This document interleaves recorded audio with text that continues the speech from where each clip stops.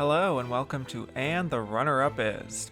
This week on the show, we're talking the 1934 Best Actress race at the Academy Awards, where Claudette Colbert won for her performance in It Happened One Night. But why did she beat fellow nominees Grace Moore and Norma Shearer, plus write-in candidate Bette Davis? We'll explore all this and more on today's episode of And the Runner-Up Is.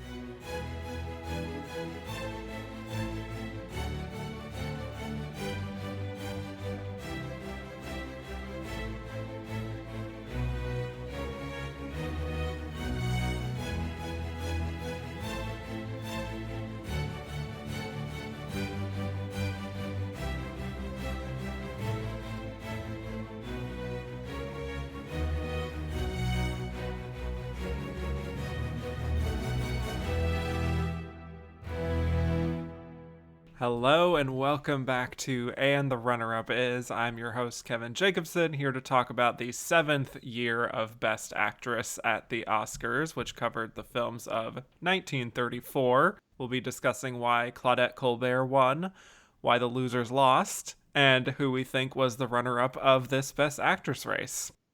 And my guest today, I'm so excited to have back on the show. She's been on the Best Picture series and also on multiple bonus episodes, which you can hear on Patreon. From Ticklish Business, welcome back to the show, Kimberly Pierce. Thank you so much for having me. Excited to be here. Of course. I'm very excited, and I know that you're a classic film fan, so very interested to hear your thoughts on these performances. So much to dive into here. Well, before we talk about this year, I would like to hear some of your thoughts on Best Actress as a category and have the audience get to learn a little more about your taste. Mm-hmm. So, Kim, what is your favorite Best Actress win of all time? I poured through this list over and over to look for one that jumped out, and I had to settle on Jane Fonda for Clute. Ooh, good choice. And that is just such a fascinating, dark, neo-noir film, and I love her in it, and that's always been one of my favorite films, so I had to settle on that one. Yes, I also love that win. I can't find many people who disagree with that win, so good choice. And my other question for you is, what is your most heartbreaking loss in Best Actress? One of those times where you're either, watching the Oscars live and were sort of shocked by something that someone didn't win, or maybe looking back on history, like before you were born, and you just look at it and you're like, how did this actress lose? This could have been a couple. I had a few different picks here, but ended up settling on Natalie Wood for Love with the Proper Stranger. Ooh. It's such a gorgeous film. I've had to revisit it so many times for papers and articles, and she's reaching a new level in that film, and it's such a gorgeous, deep, complex, beautiful film. And she should have won a couple, but that one would be the one that just kills me that she didn't win for it. Yeah, and that was, what year was that? 64. I believe it was 64. Yeah, I'm trying to think of film year versus Oscars year.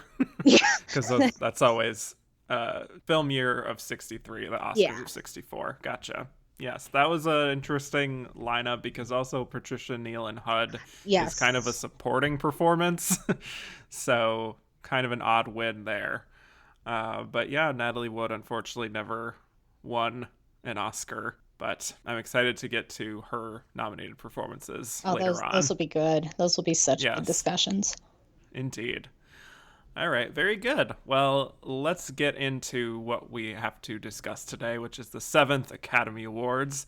The Academy continued to only nominate 3 performances in the acting categories, but there is a twist with this one. The nominees were Claudette Colbert for It Happened One Night, Grace Moore for One Night of Love, and Norma Shearer for The Barretts of Wimpole Street. And, as we'll explore later on, there was a write-in candidate for the first and only time, Bette Davis of Human Bondage, who actually managed to get more votes than one of the nominees there when it came to voting on the winner, but ultimately the Oscar winner was Claudette Colbert in It Happened One Night. So, Kim, just in looking at these performances collectively, Hmm. did you have any general thoughts on the kinds of performances that the Academy chose to nominate this year? I mean, I came into it and I was thinking about because I came into it knowing Colbert's performance and it happened one night because that's been, one I've seen for years and years. And that one seemed like almost the odd one out because the rest of these films you can see almost the usual stereotype, the period piece, the heavier, more, dramatic role that stood out. And then what jumped out to me this year was a certain amount of prestige as well. And the kind of you have that battle between the up and comers who were just, solidifying their careers versus, Norma Shearer as Mrs. MGM. And that was another pattern that kind of stood out to me as I was looking over these performances. Yeah, this lineup is a little all over the map for me. You have Hmm. two performances here that I think are really great, and the other two are decent, but don't really stand out to me personally. I also do think that there's a little bit more of a trend towards stars again, because the past few years there was a little more of a bias against those bigger stars outside of like a Marie Dressler. Hmm. And feels like from here on out, I think generally speaking, the Academy settles into this mode of nominating the stars that people like, but also, actresses that are like discoveries, people like Grace Moore in this case, Right. who might not be nominated again, but had like this one standout performance. Well, and this was Betty Davis Right. hitting her stride, right? This was the Exactly. first time she really became a name. Absolutely. So another big discovery, even more so, obviously, than Grace Moore. But, I think the lineups became more of that kind of formula where you have the stars of the moment, and then there's the well known sort of thespians who get nominated almost every year. I guess we could say that's like a Norma Shearer in this case. Hmm. And then also these discoveries. And as someone who's been tracking this category for a few episodes now, I appreciate that at least there's some diversity in the kinds of roles there are. Not every story has to be about motherhood or, romance, even though that factors into some of these. I at least appreciate that we're actually exploring other things because I'll tell you, in those earlier years, a lot of overlap. Oh, goodness, I So, can only imagine. yeah. Yeah, a whole lot of domestic dramas and women on trial for murder. So, at least here there's some diversity in that regard. But let's just jump right in. This is another year, just like we talked about last week, where the Academy was upfront about who the runner up was. So we can just say that up front. Don't even need to beat around the bush, but it was Norma Shearer for the Barretts of Wimpole Street. And we will get to our thoughts on why we think she was the runner up later on. So let's get into these nominees individually, starting with Grace Moore for One Night of Love. So yeah, this is a unique one. She was an opera singer. She was a soprano. She'd been on Broadway, and she was a singer with the Metropolitan Opera starting in the 20s. And she came to Hollywood, and she made like two films, which were called A Lady's Morals and New Moon. But she took a little break for a few years, and then here she is signing a contract with Columbia, where she made six films, including this first one, One Night of Love. And that was pretty much it for her film career. I don't know if you've seen her in anything else, but it was a very brief career for her. This was a first time discovery for me from ground up. I had never heard of the Yeah, film. I had never heard of Moore. I mean, I found out she died about 10 years later, so I suppose that didn't make too much, it wasn't such a right. shocker. But yeah, this was one I had no knowledge of it, no preconceived Yeah. notions going into. Yeah, she only made eight films because, again, primarily an opera singer, and she did die young. She died in a plane crash, actually, so her life was cut pretty short. But I think we have our first instance here, actually, speaking of sort of patterns to track through history, of someone from the music world trying their hand at acting and getting an Oscar nomination for it. We'll certainly get more of those further down the line in this category. But in One Night of Love, she is playing a young woman who aspires to be a famous opera singer. Perhaps not a huge stretch, but I think the film is very shaped around her and her abilities as a performer. So she's playing Mary Barrett, an American singer who goes to Italy to follow her dreams, and she takes lessons from this vocal coach, which is a platonic relationship for a lot of the film, but then later it turns into romance. He's also kind of abusive, so there's kind of an icky feeling that I personally had with this material. And eventually there's this other singer, Lally, who was involved with this guy at one point, and then Mary gets jealous, so that's kind of the plot. But I really do feel like this is a film where it's almost more of an advertisement for her vocal talents and just her Hmm. as a performer more than anything else. But what did you think of this film and Grace Moore's performance? I was not a fan for about 95% of it. We've talked about it repeatedly, how one scene can make a performance. And for me, the only time I really, as I was watching this, understood why she was nominated was that aria opera performance in like the last 5 minutes of the film.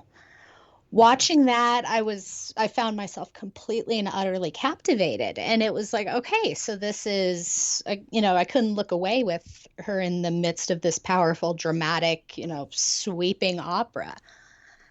But the rest of it, getting to the end of that hour and 25-minute movie or whatever that was, just nothing about that gelled for me. It didn't speak to me. She felt very I don't want to say forced, but it just the acting style in a year where a couple of these performances to me felt very naturalistic. It felt like somebody who didn't necessarily have maybe screen acting wrapped around their head. And I'm completely with you in terms of parts of this were very icky, that the Mm-hmm. chemistry with the vocal tutor, that I was going, is this paternal? Is this really love? That's nothing about this film really worked for me. Yeah. So I did not care for this when I first watched it for the Best Picture series, and I still don't like it now. I mean, I can understand in a way why she got this nomination, in the sense of, like, here's this exciting new star. What a great voice she has. But otherwise, this isn't anywhere close to an outstanding performance that's worthy of being singled out. I think she does have like a pretty easygoing sort of winning personality, which does make you sort of root for her. She's She's spunky. very, yeah, right.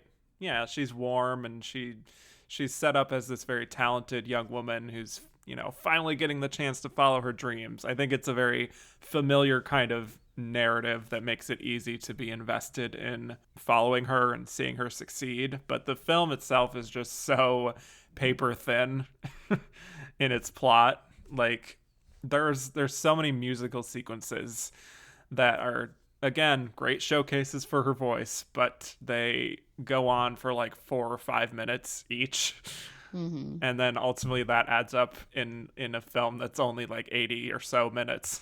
She's so dynamic in those vocal sequences, but then yeah, you come out of there and there's next to nothing to hang on to. I Right. could have envisioned somebody like Jeanette MacDonald Oh pulling yeah. this and killing it to more of an extent, being able to handle the full thing because it was so stilted towards the music sequences. Right. And I think what we're left with is sort of just kind of a Pygmalion kind of story, like, of Hmm. this mentor who's very strict, and there's this young woman, and somehow we're sort of expected to be happy when they fall in love and agree to be together in the end. But it, again, just sort of leaves a nasty taste in my mouth, to be honest, because I don't think it really earns that at all.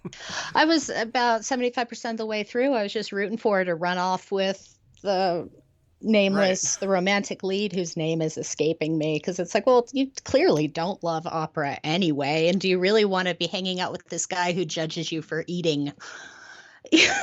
Right. I don't know. I mean, I think just the best parts are truly just when she's singing because it feels the most natural to her.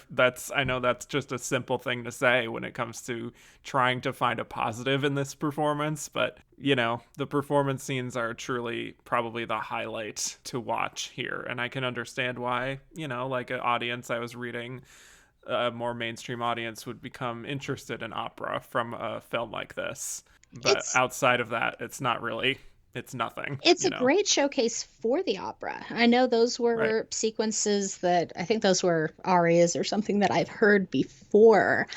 And Mm-hmm. it makes you, I could see, sitting in a theater, seeing that on a big screen, how that would make you want to go get the sheet music or something, because she's captivating when she's comfortable and at ease with the material. It's truly gorgeous to see, but beyond that, it's not at the same level as these other performances. Yeah. And also, I don't even really know if she's challenged all that much by the material. As much as I could say, like, wow, she feels natural in front of the camera, kind of. It's just barely a character to begin with. Even she's the lead of the film, but I feel like I still don't really have a strong sense of who she actually is because I don't know if I was just trying to latch onto something, but it felt like watching the film, her motivations seemed to sort of fluctuate from scene to scene and didn't always make sense. It's a performance to me that feels more guided by the script more so than her being fully in control. If that makes sense. That's very true. I could see that. At some level she plays a very good kind of generic, spunky, young up and comer, Right. I want to be a star. But then I got really tied up and lost in throughout really the second and into the beginning of the third act. There's a lot of, for lack of a better word, headstrong, sways. Oh, I'm not going to sing the opera now just to spite you. And it's, oh, wait, you're going to cast somebody. You mean the opera is going to go on without me? Oh, well, I have to sing it then because someone, and I'm like, what are you doing? Just leave. Exactly. I know, right? Yeah, and the moment where she's like faking laryngitis because she's jealous about this other Yeah. woman. And then not soon after that, it's like she's just giving this like big immature smile because she's like so happy about this whole scheme working and it's just so obvious what she's doing. And then of course pretty soon after that she gets caught because he like pinches her or something and she screams. I don't know, it just feels like a lot of the film is her having to deal with his nonsense and even him manipulating her at one point by like you said saying that Lally is gonna sing in place of her just to make her jealous and get her to sing. Are we supposed to be entertained by this? I don't know. It was But it's so childlike. And I mean, I tend to yeah. not like that type of character anyway. So we probably could have, taken any number of actresses in this part and I probably would have went, I don't, 2 stars. Yeah. But Right. it Yeah. just, yeah, there's a lot of things working against her and it's makes sense, especially looking at the rest of the competition, that she didn't fare that well this year. Yeah, and then by the end it seems like she depends on him and loves him, and that's sort of where we leave it. I just think the story is not good and she's not helped by it in terms of her performance. I also haven't seen her in other things, so I don't know the full extent of her talents, but I wonder if she had better material, if she could have made something from it, but also I don't really know if that's true either. Maybe I'm just sort of wanting that to be the case. With the Um, right material, I could see. I mean, with most people, I any actor can be made great with the best material, and it's just something here True. was not quite gelling for her, and she was singing right up until the end, so she was clearly a dynamic, brilliant stage performer. Just, I mean, and this is still coming very early in the sound era. Maybe the styles of acting just didn't entirely work, didn't have the state, the backing in the studios potentially to pull it all together. But I would be interested to find out how she did in the other films, but I don't know if this one excited me enough to really dive in, if that makes Yeah. sense. I'm in the same boat. Yeah. And there was even some of the lines, like I wrote this one down because it was particularly bad, where she says at one point when she's off doing her sort of acting out thing where she doesn't want to sing, she says, "Let's drink to the opera that I'm not going to sing tonight." Like, this kind of dialogue is just, I don't know how anyone could really make it feel supernatural. So, I kind of want to give her the benefit of the doubt in some regard, but still, I'm also not really excited to watch anything else from her. No, between that and then I think back to the sequence, I think it's right before, it's where she's going to walk away from the opera. They're looking at the posters of her on, and is she drawing a mustache on, or there's sequences Yeah. of the tomatoes getting thrown? It was just strange how Hmm. they built up some of that. And you're right, a good chunk of that could have been just failures in the script. Yeah. So, not a good combination, I think, between those two things of her being more of an amateur actor and the script being kind of a mess. And I don't know about you, but even though this was 80 minutes, it felt longer than that. It did. I Yeah. I was watching this during the day, and there were, I will admit, to some watch checking because it Yeah. it dragged. It really did drag. It did. It did. Yeah. I did just want to read one review from the time period to get context of what people were saying at the time about this performance. This was from the New York Times review of the film. They said, although Miss Moore won high favor by her performances in her previous screen works, A Lady's Morals and A New Moon, she shows greater confidence than ever in this current vehicle. Huh. So, yeah. Huh. I mean, showing greater confidence than ever, I suppose, it's good praise, but also it didn't really go into the specifics of how, so I don't know. That's true. Confidence doesn't necessarily mean confidence in the face of good material. That's not That's exactly, exactly right. that's not Yeah. 100% a rave for the film. Yeah. It's sort of like, hey, she's getting there She, as a performer. she's doing And stuff. She's trying. yeah, she's giving it her A effort. So that's that. Anything else on Grace Moore or One Night of Love? I feel like we're pretty much I over it. think we've pretty much covered it. Okay. Okay. All right. Well, let's move on to Norma Shearer for the Barretts of Wimpole Street. Oh, Norma. Oh, Norma. Yes, we're back talking about Norma. This is actually her fourth film that she's been nominated for that I've talked about. We're still got two more to go after this. So, up to this point, she'd made a lot of pre-code films, very free-spirited, fun kinds of roles, and then here comes the production code in 1934, and for the most part, from here on out, she was put in a lot of the grand dame, first lady of MGM, prestige kinds of roles, and that's really what the Barretts of Wimpole Street was as well. So I talked about this film extensively because it was also the Best Picture runner-up, believe it or not. So I covered it on the Best Picture series as the runner-up. And so maybe I won't get into too much of my feelings on the film because I don't want to repeat myself too much. But just as a refresher about what the film is, it's about the real-life poet, Elizabeth Barrett, who was stuck in her room for many years because of an illness under the control of her very commanding father, played by Charles Laughton.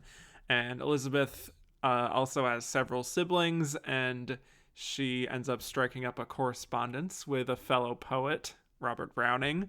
And eventually he goes to her room and they fall in love. And most of the film is about them trying to be together and navigating how to do that when her father is so domineering in her life. So, Kim, what were your thoughts on this film and Norma's performance in the middle of it all? This was a first time watch for me. I had Hmm. heard of this film for a long time. This is always held up as one of those top of the line Thalberg era, MGM prestige pictures. So I've always had images of it and I've always kind of wondered. And I can see why there would be the hype surrounding it, just in terms of, when I approach the Oscars every year, there's always the person who I want to win, the person who I think should win, and the person who probably will win. And just taking this role into account and the type of role, and Norma's Mrs. Thalberg, First Lady of MGM, playing this, swoony kind of, ill poetess, it would make sense that she would be, right up there and in the running and have a legitimate shot. I probably would have staked money on her winning, Yeah. just putting all of this together. That being said, she did not stand out to me for, I would say, three-quarters of the film. I actually enjoyed Marina Sullivan a lot more, Yeah. and would have enjoyed seeing a nomination go there, just because I thought Marina Sullivan was far brighter, far more interesting to watch.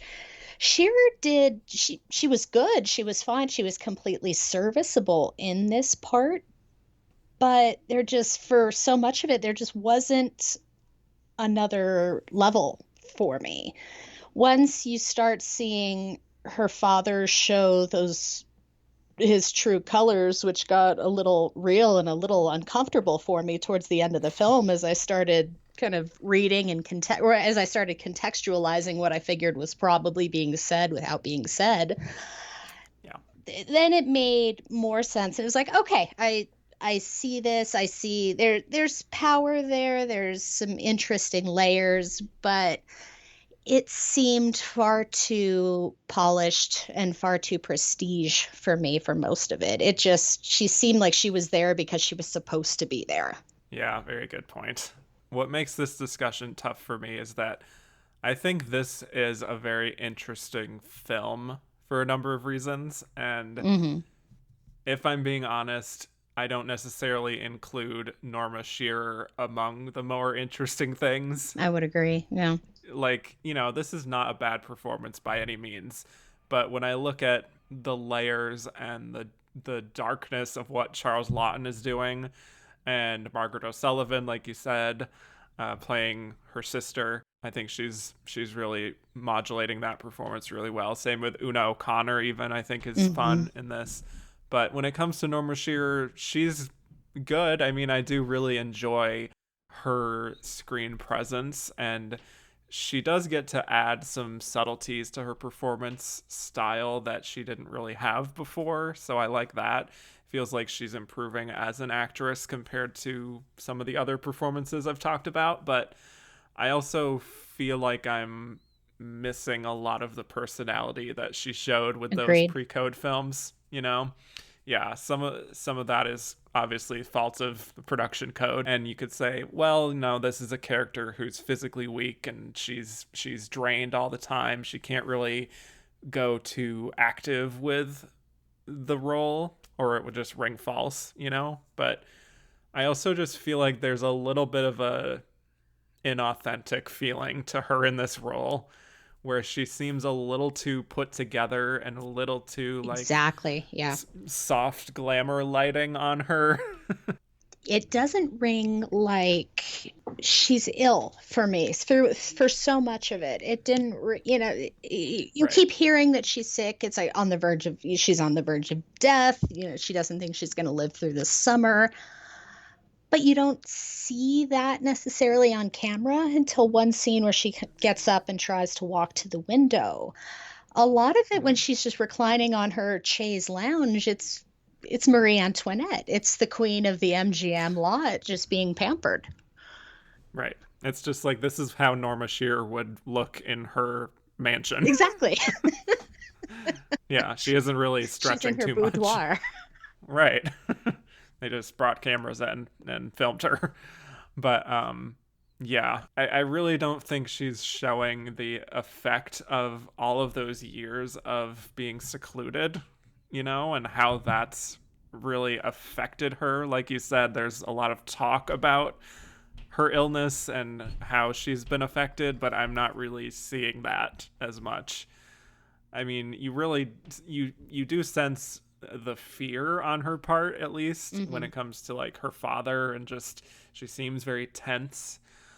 But for as much as the film gets to some interesting character dynamics and seems invested in sort of telling a pretty complex character story, I really do think it indulges in like the very well angled close ups of Norma Shearer, and there's a little bit of a preciousness there that doesn't really suit the actual film. I mean, I know Hmm. it's supposed to be like a romance between her and Browning, Browning, Robert Browning. right? But I don't know. There's just like a weird tonal mismatch at some points when it comes to how exactly they film her. This would have been a fascinating film either pre-code or a lot later Yeah, because there are exactly. such dark, this goes to some real dark places, especially towards the end of the film. And as we got to, I think really that final scene between her and her father, I kind of went, oh, because I didn't see Yeah. that. I did not know that was coming. I did not see that was coming. And goodness, if they could have mined the psychological there, because she's in what you see on camera. You don't necessarily get to, I mean, sure, she could be ill, she's a little fragile, but then you've got the fact that she's the oldest daughter in a house that there's some questionable dynamics going on. And with the right room, this with the right room and the right area, right ability to explore this character, it could have been a dynamic performance. But in terms of this is very MGM production code, literary, Vaseline on the lens, spotless, clean, and it does her performance, I'd say in particular, no favors because, yeah, she's very protected, she's very pristine, and the dynamics just it doesn't quite flow. Especially, I thought, like you said, that total mismatch. I kind of struggled with the interactions between her and Frederick March. It just Hmm. didn't seem to it's almost like two different movies for me. I just didn't quite buy into necessarily those two. I liked her with the siblings and the family dynamics, but it just didn't quite work together for me. Yeah, there's this interesting quote that Norma Shearer actually said about the role. I want to get your thoughts on this. She said, Elizabeth Barrett was an invalid simply because she had no vitality. She was not ill. I tried to make her vital only from the first moment she saw Robert Browning. He brought her warmth and life. So that is her interpretation and what she's doing on screen. So, okay. So, Yeah. that hearing it phrased that way does make sense because when isn't it after their first meeting where she does the dramatic rising from the lounge and kind of has to Yes. pull herself to the window? Yep. So that is probably her showing that vitality there. It's Mm-hmm. that's hard because that's yeah, okay. I can see where she's pulling that from, and if that's the way she's Yeah. approaching it, I think it comes across on camera. I don't know if I Mm-hmm. necessarily agree with the character, but I'm not the scriptwriter, so. Right. Yeah, I mean, I think it's fair, but I also do question the idea of her saying she only became vital from when she first saw him. Like, yes, she's a little bit warmer in her performance and a lot more effusive with her speeches and her dialogue, but it's also, to me, it isn't too far off from what she was doing before. So I She, think. It's one like speed you were kind of Norma. saying before, it's just an overall sameness in her performance that doesn't really feel like the journey that maybe she thought it was on the page, or what the film is hoping it will be, is this big, like, momentous journey of her finally standing up for herself. It's she's playing it on a little bit too of an even keel to really earn that journey for me. She's incredibly even. She's incredibly flawless. It's pristine. It's Norma.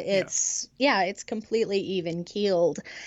And thinking about the scenes before with her sister, I mean, yeah, Yeah. she's just as effervescent there. Maybe you see a bit more growth in the dealings with her father, Yeah. but I also, and granted 1935, but I also don't like, I don't like, oh, the pretty man comes in and I have the will to live again.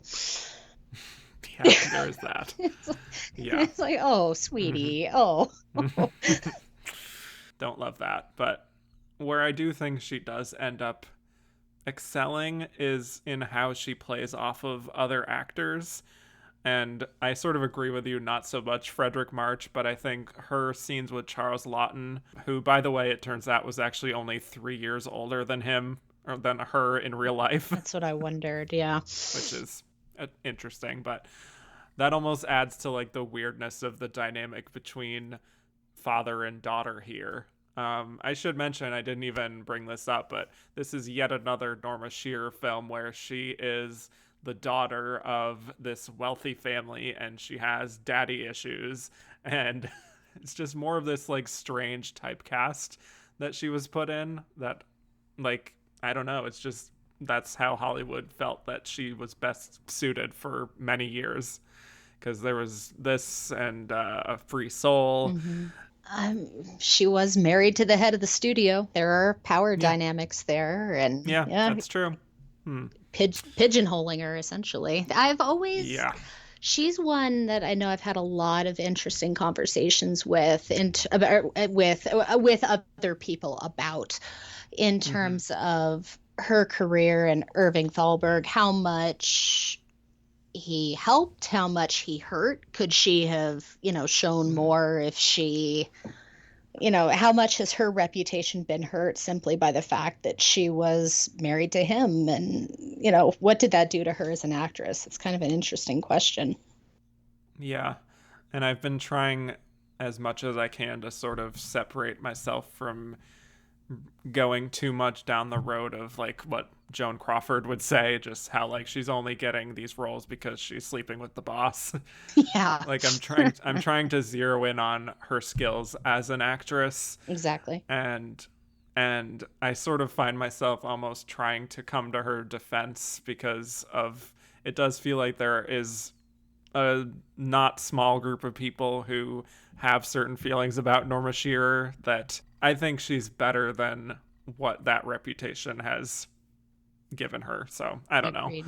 But there's also a handful of moments where she does go into the big over dramatic speechifying thing that I'm used to with Norma Shearer, and all of her nominated performances at least have these kinds of big monologue moments. And even here, even 1934, she's very used to talky films at this point. It still seems like she's playing a little bit to the cheap seats, you know. Luckily, in this film, I do think she is able to modulate the performance enough where she does get to earn some of those bigger moments towards the end rather than trying to just do that too much throughout the film. But it's still something that, like, whenever I get to one of those big heightened scenes, or like she's really pleading with Robert about how to break free from her father and all of that, it's good, but it also just it feels like acting more so than being fully immersed in this character. So It's a similar point to the Grace Moore performance in terms mm-hmm. of the theatrical elements of cinema that they had adopted in those early Yeah. kind of talkie years.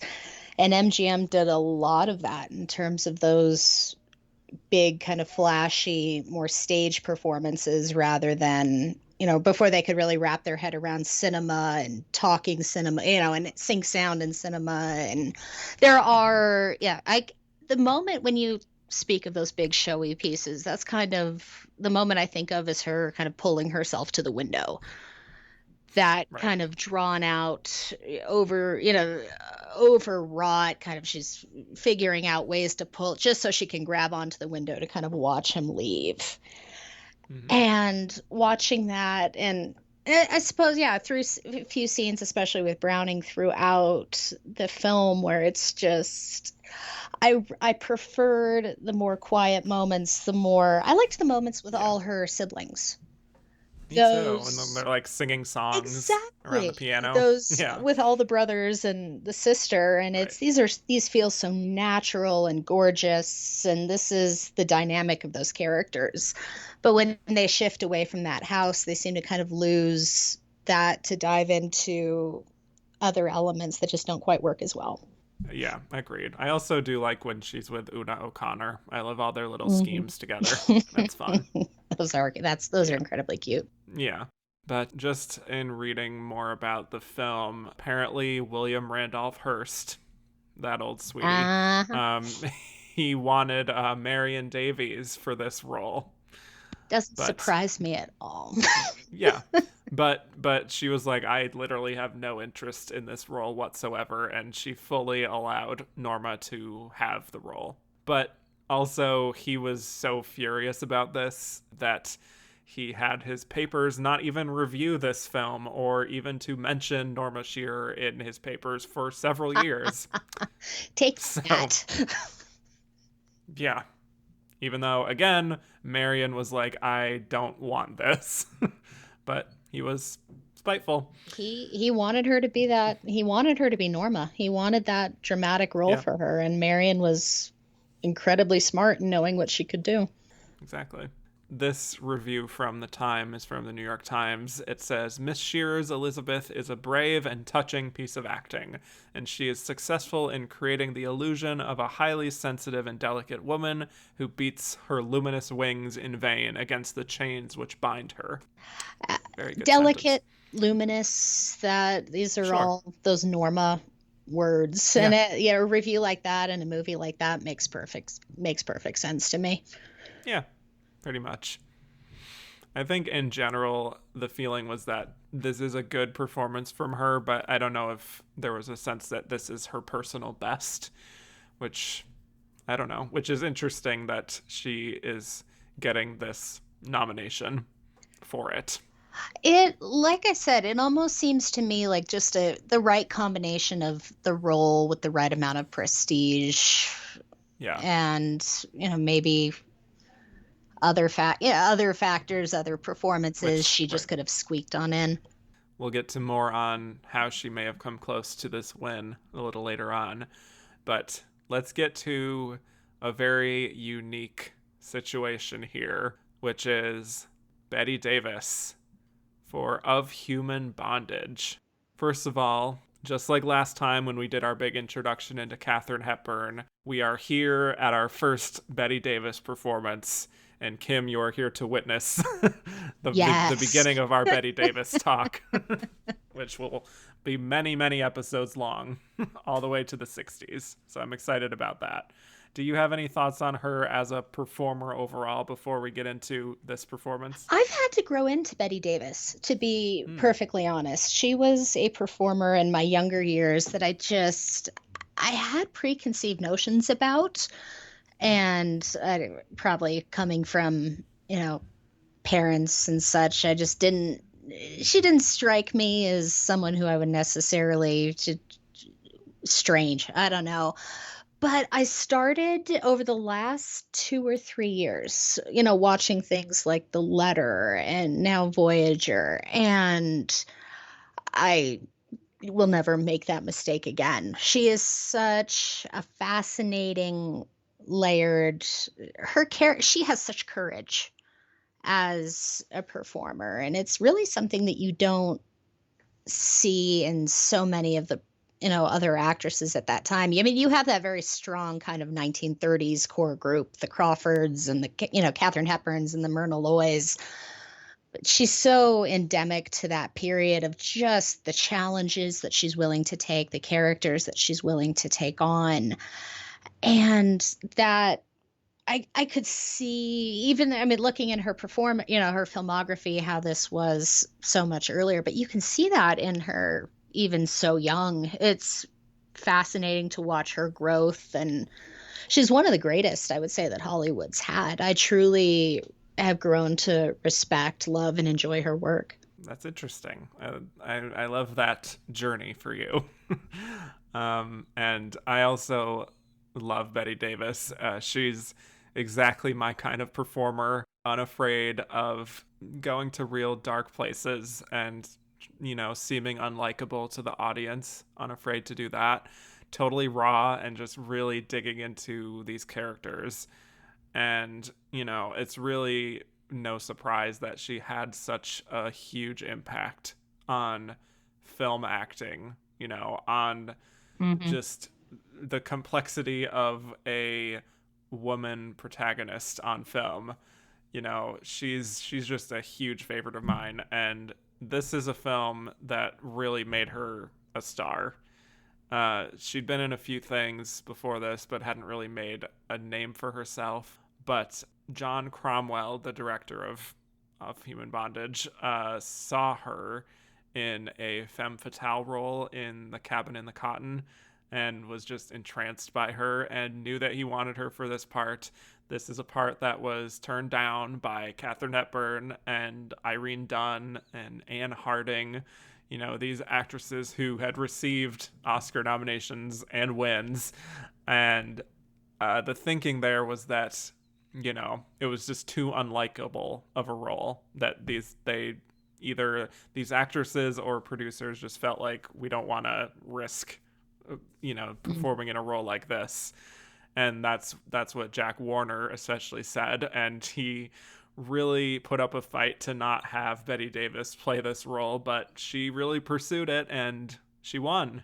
So let's just talk about a summary of this film. She plays Mildred Rogers, who is working as a waitress. She's a bit crass.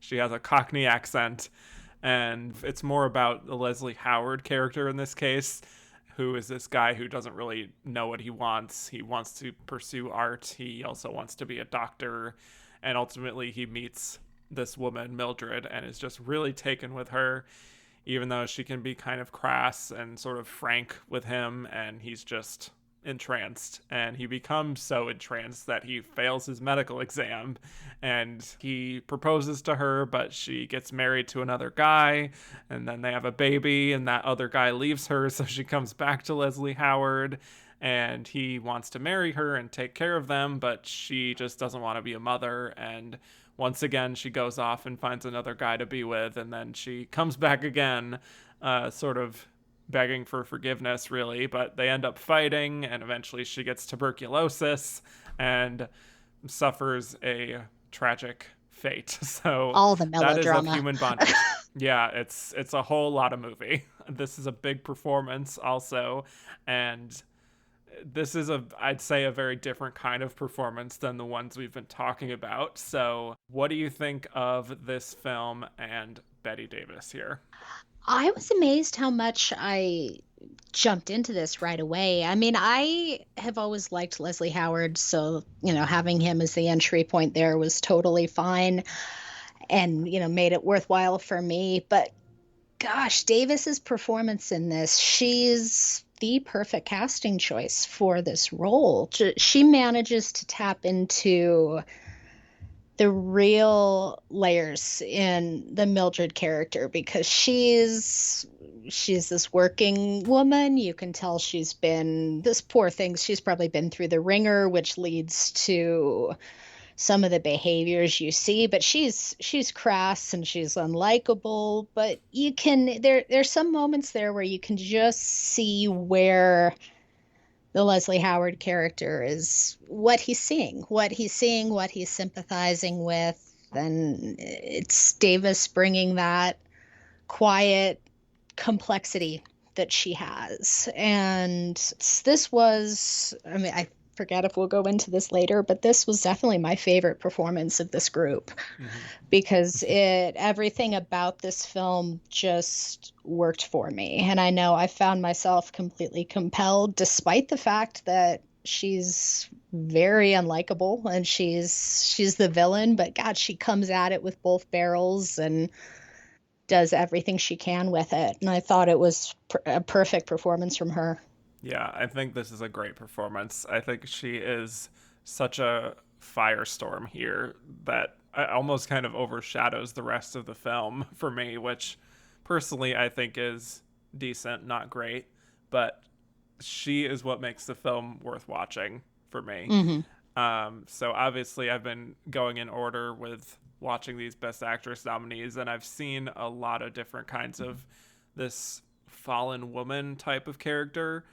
And then when I watch Bette Davis in this, it's like I'm suddenly in a new era of film, as dramatic as that sounds. I can appreciate what some of those other actresses brought to their roles, like, like Gloria Swanson and Sadie Thompson, for example, like Helen Hayes in The Sid of Madeline Claudet, Greta Garbo, Ruth Chatterton. They've all played this kind of a role. But as much as I really liked and praised a lot of those performances, I do think it's more from a distance. And with this, Hmm. it's like I'm watching a whole new style and so much more of a realism. There's such a strength and a comfort that she brings to a character Yeah. like that. Yeah, it's just wild what she's able to do with her eyes, those Bette Davis eyes, Hmm. as it were. And for me, the enduring image of this film is the one where she's on their first date with Leslie Howard and they're having a drink and she stares directly into the camera and it just zooms in on her. That close up is incredible. The way she just stares in this way that Hmm. is seductive but also kind of menacing, like, oh god, like you're sort of like in her trap now. It's like this intoxicating thing that I feel like once that scene hit, it was like this is the birth of a true legend in this moment.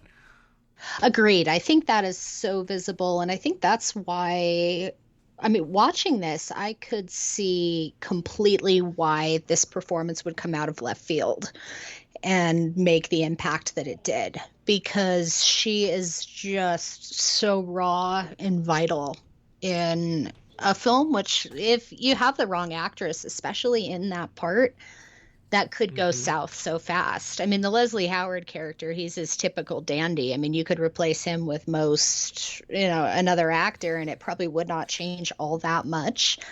That Yeah. Mildred is really the character that makes or breaks that movie. And it completely, she works 100% in that part. And I can see why people would take a stand to recognize that performance. Yeah, exactly. I feel like I've been very hyperbolic in my praise so far, but I did want to add a counterpoint to this that I don't love, which is I don't think the accent is great, to be honest. It I think, feels weird in yeah, places. it's a very overdone kind of Cockney accent. I think it sort of goes in and out. Sometimes she just goes back to her regular accent. There's even a few moments, if I'm being honest, it sounded a little bit Australian. So this was all over the place. But I don't know if you read this, but apparently she hired a British I housekeeper did see that. Yeah. who had a Cockney accent to try to emulate it. And she actually didn't even tell her that that's why she hired her. But regardless, you can tell that she's really studied. She's put a lot of effort into trying to become this woman, and I think that shows itself on screen, even if Agreed. the accent work is a little spotty. There are places where I wasn't sure for me if it was necessarily, oh gosh, I don't bad accent, or if it was just an awareness of, those moments where you're watching an actor and you're like, that's not how you talk. Yeah. That's you're very aware that they're putting on an accent, and I couldn't tell Hmm. if it was, yeah, I'm struggling with the accent, or it's just, oh, Betty, that's not you. Just stop. Right. Yeah, apparently there was also a little bit of sort of behind the scenes tension with the fact that she was American and in this very British production. I So, loved that thought of that. The drama of the iciness between her and Leslie Howard, that yeah. that fascinated me. How that could, Yeah. I'd love to be a fly on the wall, and how that fueled her, the tenacity of her performance. Yeah, I almost do think that that actually did accidentally help the performance in and the film itself. There's a lot of scenes that I can really highlight for her. There's one scene that I took note of where there's something she does where she looks ahead, like she looks straight when she's talking, but then she sort of peers at Leslie Howard out of the corner of her eye. It's Mhm. like it's in this moment where she revealed that the first guy left her, and it's like she's waiting to see how Leslie Howard is responding to the things she's saying. It's almost in this very calculated way, and I love all of those little moments she does with her eyes. See, that is interesting. See, it's interesting that you read it that way, because I think I was watching that and I kind of went, oh, there's a little vulnerability there. Oh, a testament to Possibly that a too. testament to a good I don't know. performance, just being able Yeah. to, interpret it and read it differently. What struck me throughout the film, and the use of point of view shots throughout, Mm-hmm. it was really unsettling, and they do it both for her character and Leslie Howard as well. They do these very straight on point of view shots, usually when they're sitting at a table, and it was just the directing choice jumped out to me, and I wondered how that played with both the performances and how we saw, because it set me on edge a little bit. It was like, this breaking the fourth wall that it's causing feels really strange. That's true. And I think that's part of why I think I feel, and certainly you feel as well, this different kind of connection to this performance than anything else we've talked about today. Hmm. It feels so much more immediate and raw to me than these others, which are interesting from a distance. But in this case, I really do feel like that immediacy in her performance. It's like it's a new generation of actor coming. Yeah, Norma's the old hat. She's Grace Moore the old is, yeah, guard. she's the old Yes. guard. Grace Moore is, representative of the old art of the theater. Bette Right. Davis is the evolution. She's the new kid in town. She's raw. She's the Marlon Brando of the Mm, 1930s. very good.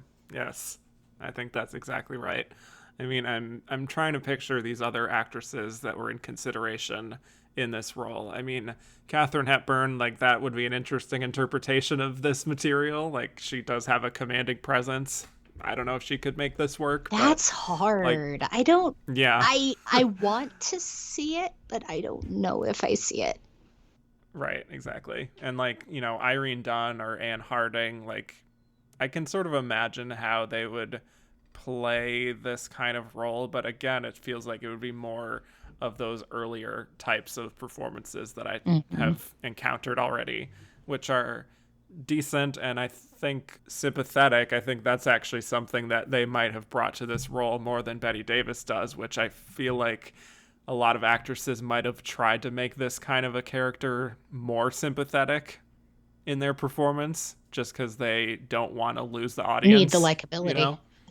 Right. And I think that's one thing that separates Bette Davis is that she She doesn't doesn't care. want that. Yeah. She doesn't care if you like her or not. She's just going to give the Right. performance. She's just very present in the scene, and I don't think she really takes any line or gesture for granted. Like that's one thing about this performance is that I can't really necessarily say that it's super subtle, but that's not necessarily a bad thing in this case because this is a character that's just such a live wire and she just burns very bright.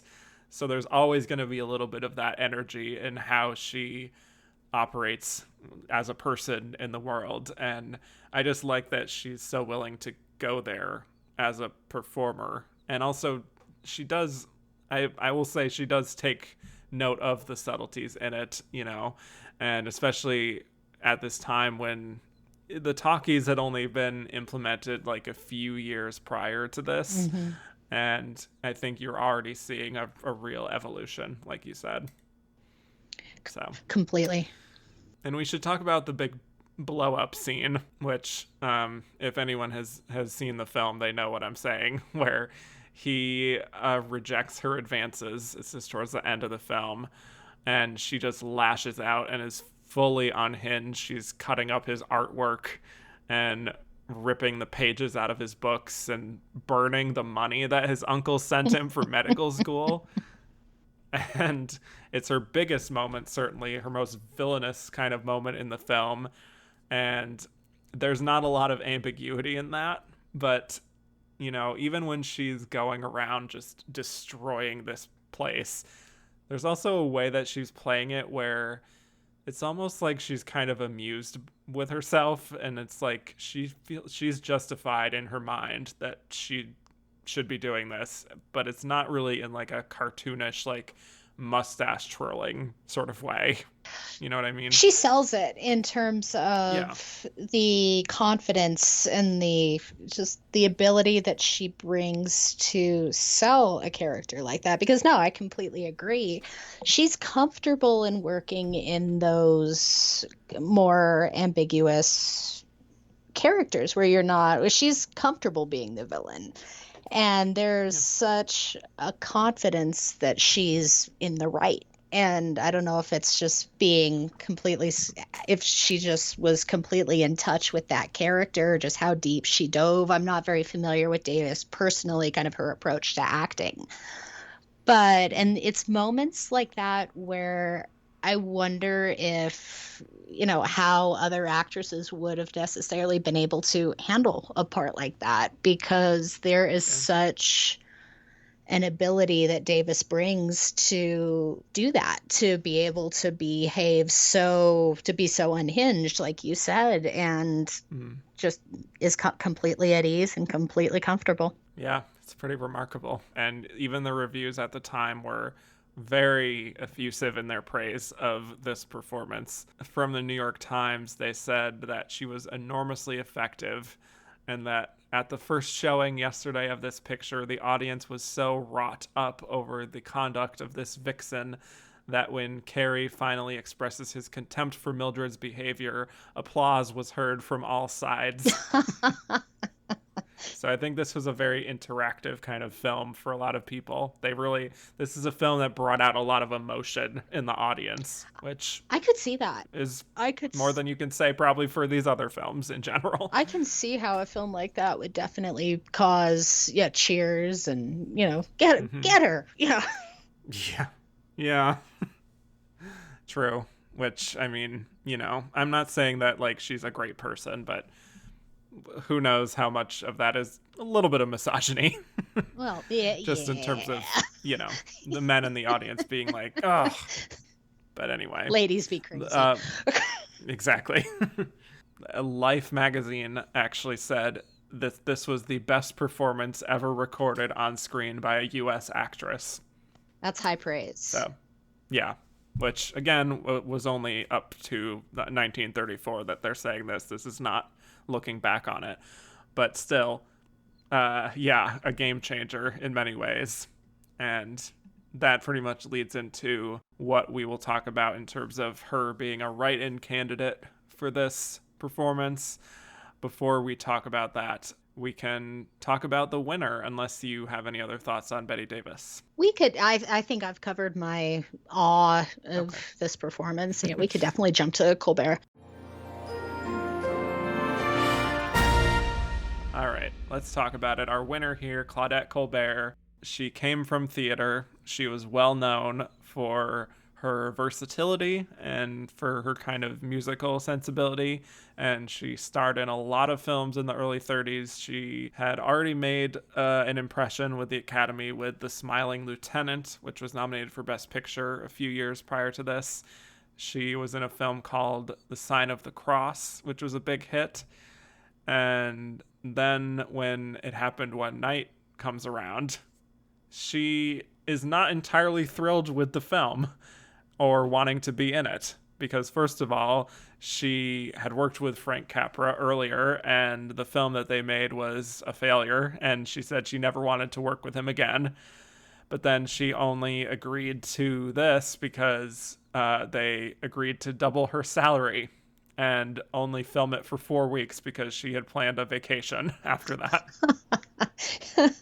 Sticking We with love her an actress guns. who knows what she wants. Yes. But I think some of that initial reluctance, I think, found its way onto the set, where she was reported to be a little difficult to work with, according to some sources. But, I mean, it's a great part. She gets to show a lot of range.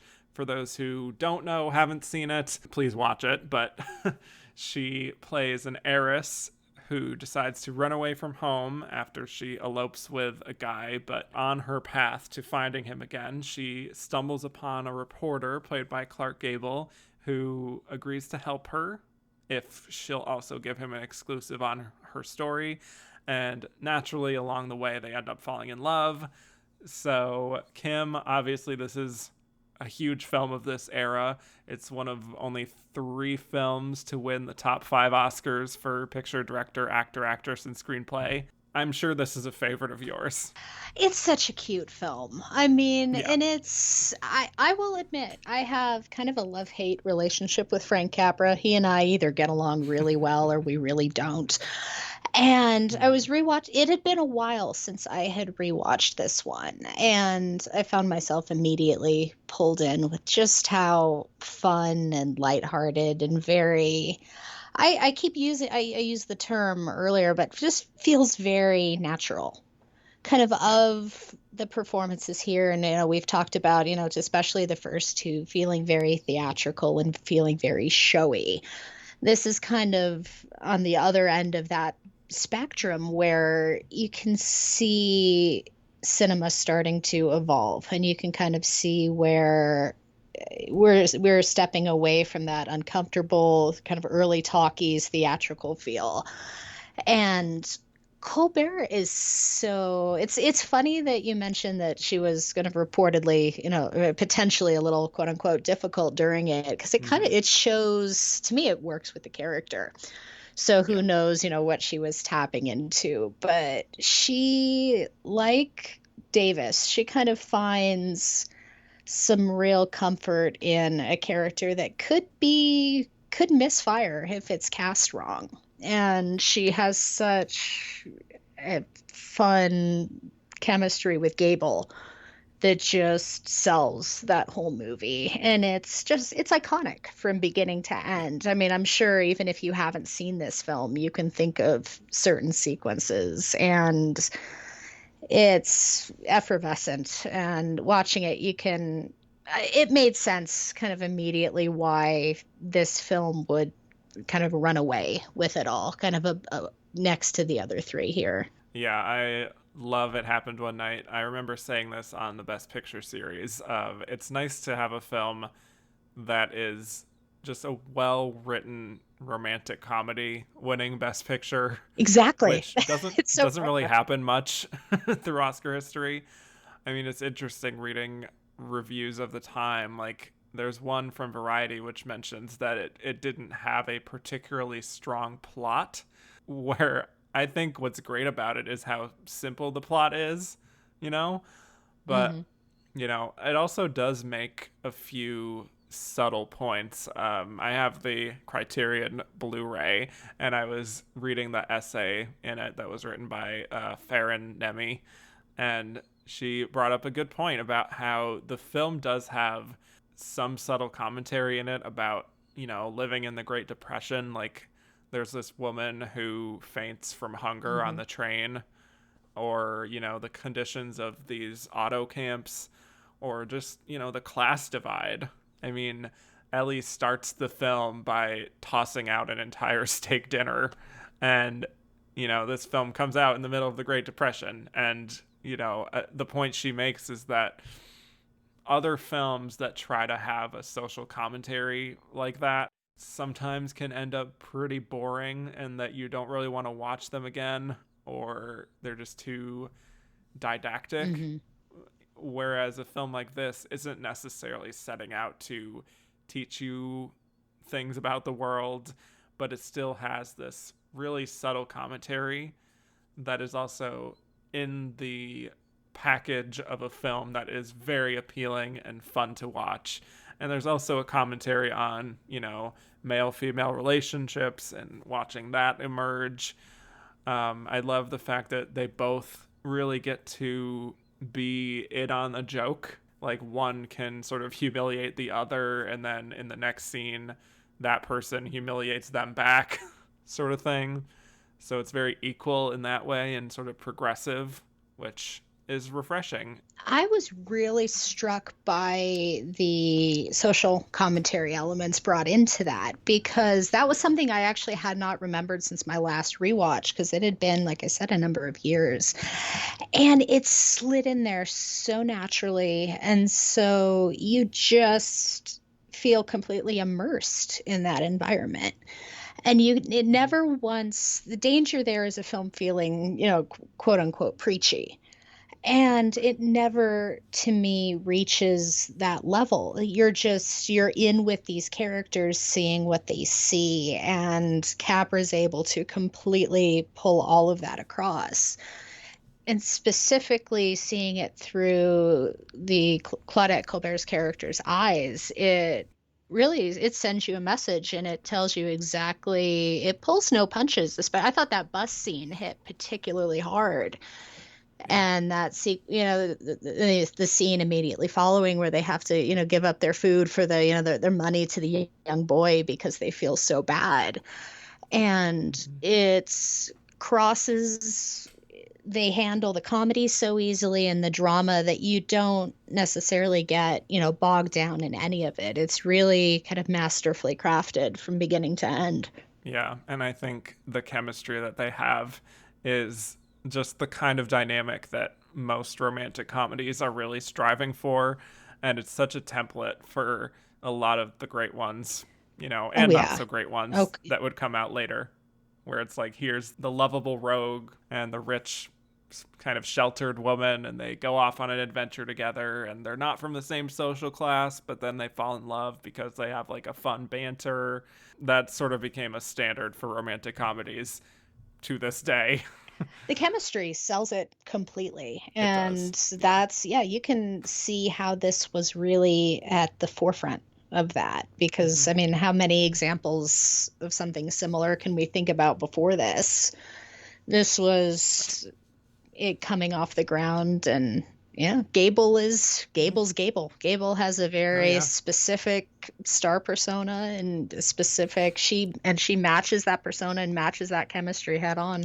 Yeah, that's the thing. As far as her performance, what's interesting is that I feel like maybe a lesser actress would kind of struggle against all of the energy that Clark Gable is bringing to this role. He's very active. He's always sort of thinking, and he's always got that quick remark or having a kind of, the Clark Gable bravado thing. And then the Ellie role, for quite a bit of the film is kind of reactive to him, but she's so versatile as a performer, and the script is strong enough that you really feel her journey to being a more humble person, a more selfless person, and I think you end up liking both of them pretty much equally. And like I said, they both have scenes where they can showcase their abilities and sort of prove each other wrong. And obviously the iconic scene from this film that people will know even if they haven't seen the film, like you said, is the hitchhiking scene. One of the great moments. Where he's trying to, get them to get in a car, and he's not able to do it with all of his little tricks. And I just love, even before we get to the point where she flashes her leg and manages to prove him wrong, just in those initial moments there when she's sort of reacting to him, and there's this one very throwaway thing where he's like showing off all his little tricks with his thumb, and the way she just says, "Oh, that's amazing," Yeah. in this very like droll way is so good and so modern too. I love that. And then just obviously the moment is iconic when she flashes her leg, and then even after that when she's in the car with him and she's just like staring at him and smiling because she was right She is so knows great. she did it. Yes, she's just waiting for him to admit it. Ugh, I love it. I love and you're completely right in that she has more ground that she needs to cover in terms of her Yeah. arc. She has such a wide path. She needs to grow so much and change so much in this narrative because she is such the spoiled little rich girl. And that's a testament to Colbert's versatility that she could really play all, 1 minute she's, the spoiled rich girl, getting ready to marry the person she doesn't love and, to, running through the wild, countryside with Clark Gable because that character in the beginning of the film is very the testament to the problems during the Great Depression. The class divide is so evident. There's so many problems. And she has to learn and grow. And he grabs her by the hand. And I mean, he goes through some of an arc, but it's definitely her story that we're most invested in. Right. And that's the thing that, like, I compare this to what we were saying with Norma Shearer and what that arc was and how I feel like she didn't really communicate that as well as she could have. I look at Claudette Colbert here and I think it's sort of like night and day, to be honest. Agreed. What she's able to do from beginning to end, where you probably don't really, audiences in 1934 probably did not like this woman in the opening scenes of this film. And by the end, it's like they were just like Clark Gable here, who just couldn't get enough of her by the end. You're taken with her. Yeah, exactly.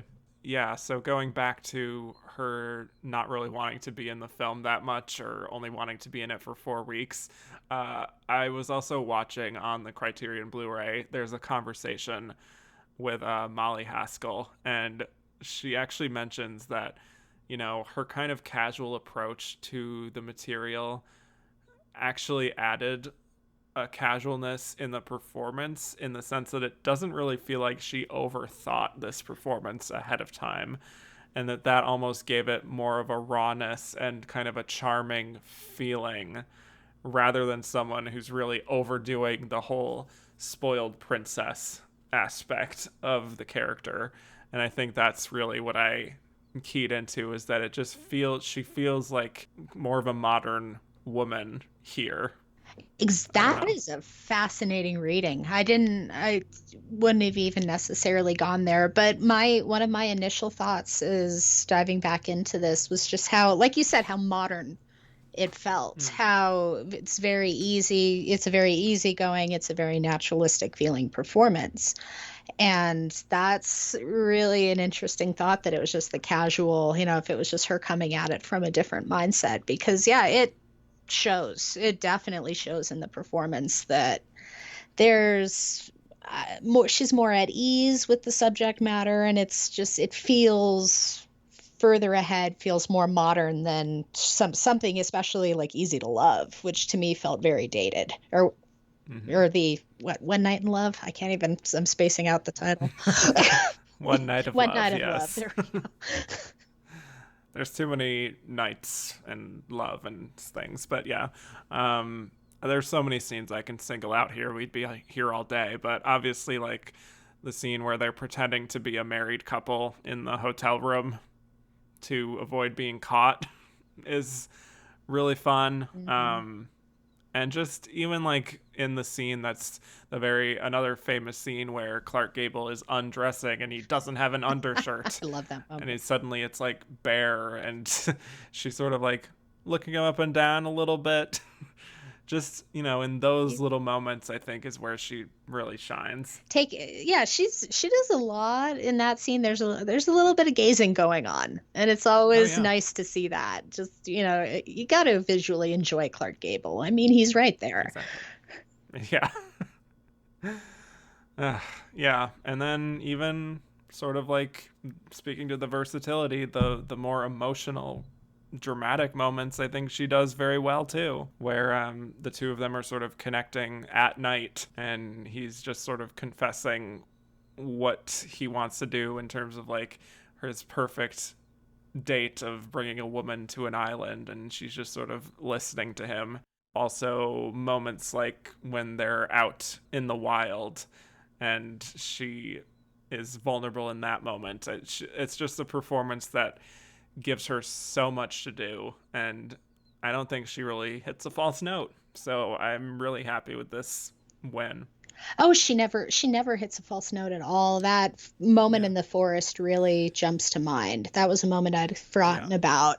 And just that panic that sets in when she thinks she's alone. And this film Mm-hmm. is incredibly good in the quiet moments. You remember the cute rom-com moments, but both are incredibly solid in those quiet, dramatic moments. And that's not Yeah. something you would necessarily go to in something that's basically a rom-com, but it's a testament to the script and Capra's direction and why this film was the force that it was. Exactly.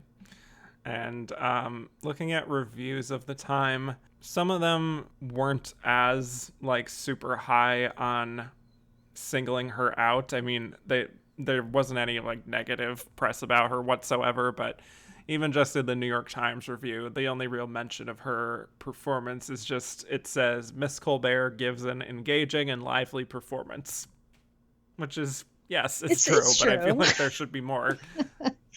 We should expound upon that a little more. Could be a testament to just the all-around strength of the film. If they didn't, Yeah, there's so much else to talk about. there's so much there that they, the man writing the review probably at that time didn't Right. necessarily jump to her first. Yes, Mordaunt Hall.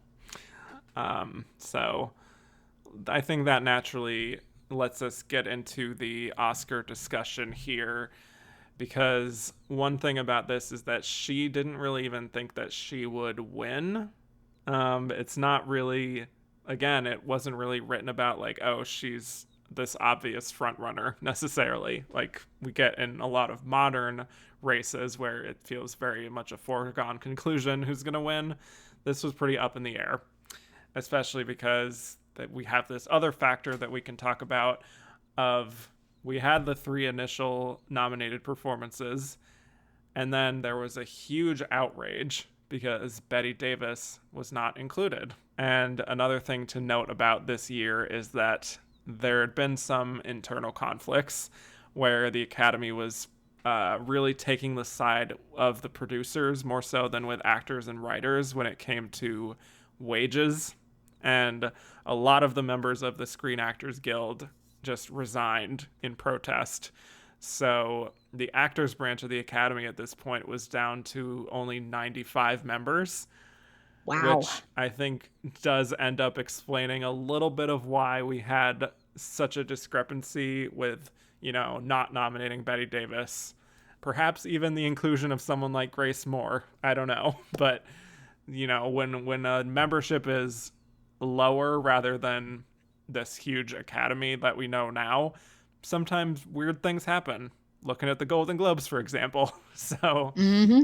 I think that's something to do with why Bette Davis was left off. And so there was a big, massive protest about it. I don't know if you had read about this whole situation.